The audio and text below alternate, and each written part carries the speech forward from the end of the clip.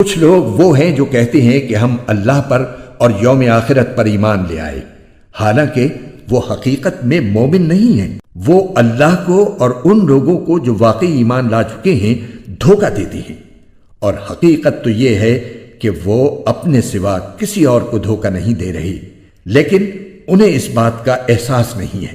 ان کے دلوں میں روگ ہے، چنانچہ اللہ نے ان کے روگ میں اور اضافہ کر دیا ہے، اور ان کے لیے دردناک سزا تیار ہے، کیونکہ وہ جھوٹ بولا کرتے تھے۔ اور جب ان سے کہا جاتا ہے کہ تم زمین میں فساد نہ مچاؤ تو وہ کہتے ہیں کہ ہم تو اصلاح کرنے والے ہیں۔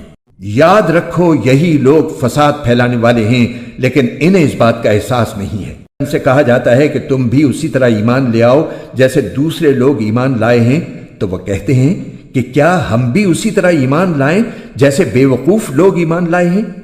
خوب اچھی طرح سن لو کہ یہی لوگ بے وقوف ہیں، لیکن وہ یہ بات نہیں جانتے۔ اور جب یہ ان لوگوں سے ملتے ہیں جو ایمان لا چکے ہیں تو کہتے ہیں کہ ہم ایمان لے آئے، اور جب یہ اپنے شیطانوں کے پاس تنہائی میں جاتے ہیں تو کہتے ہیں کہ ہم تمہارے ساتھ ہیں، ہم تو مذاق کر رہے تھے۔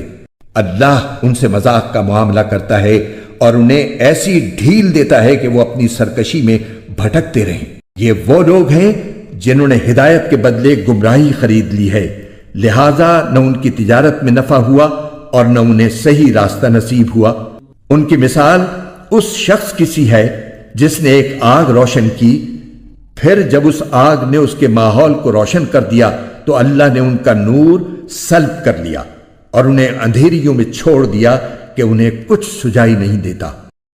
وہ بہرے ہیں، گونگے ہیں، اندھے ہیں، چنانچہ اب وہ واپس نہیں آئیں گے۔ یا پھر ان منافقوں کی مثال ایسی ہے جیسے آسمان سے برستی ایک بارش ہو جس میں اندھیریاں بھی ہوں اور گرج بھی اور چمک بھی۔ وہ کڑکوں کی آواز پر موت کے خوف سے اپنی انگلیاں اپنے کانوں میں دے لیتی ہیں، اور اللہ نے کافروں کو گھیرے میں لے رکھا ہے۔ ایسا لگتا ہے کہ بجلی ان کی آنکھوں کو اچک لے جائے گی۔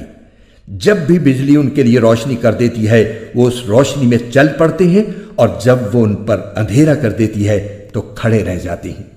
اور اگر اللہ چاہتا تو ان کے سننے اور دیکھنے کی طاقتیں چھین لیتا۔ بے شک اللہ ہر چیز پر قدرت رکھتا ہے۔